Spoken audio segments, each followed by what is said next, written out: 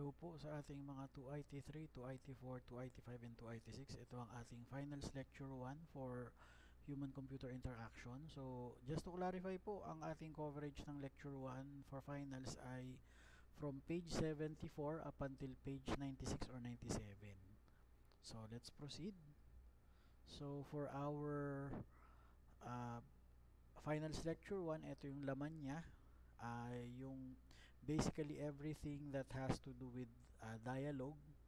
So yung levels, types of levels of dialogue analysis, which is lexical level, syntactic level, and semantic level. And second one is the dialogue representation. So itong part na ito. Tapos, the formalism techniques for dialogue representation, which is STN, or state transition networks, and state charts. Okay. So, we also have visual thinking in interaction design. So, digital imagery, visual immediacy, visual impetus, visual impedance, and visual metaphors, association, analogy, abduction, and blending. And we also have direct manipulation in interaction design, which is will consist of the definition and origin of the direct manipulation, and also its characteristics, and the difference between direct manipulation and skeuomorphism, and the distance engulfs in interaction design. Kasi ito yung mga hati nung distance engulfs in interaction design, gulf of execution, the gulf of evaluation, and direct engagement in interaction design. Ayan.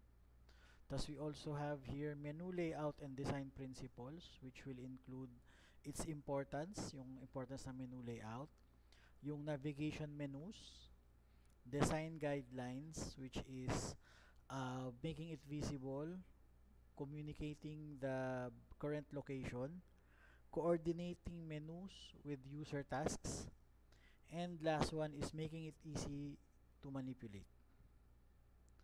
And our second to the last slide, dialog boxes and form fill-in design guidelines. So we have here dialog box definition and function, form fill-in design guidelines, which is title meaningfulness, instruction clarity, local grouping of fields, visual appeal, consistent labeling, error handling, and completion signals.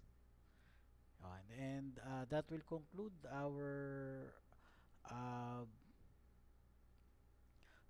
lecture 1 for finals. So please stay tuned for our next lecture to be provided by next meeting. Thank you, guys.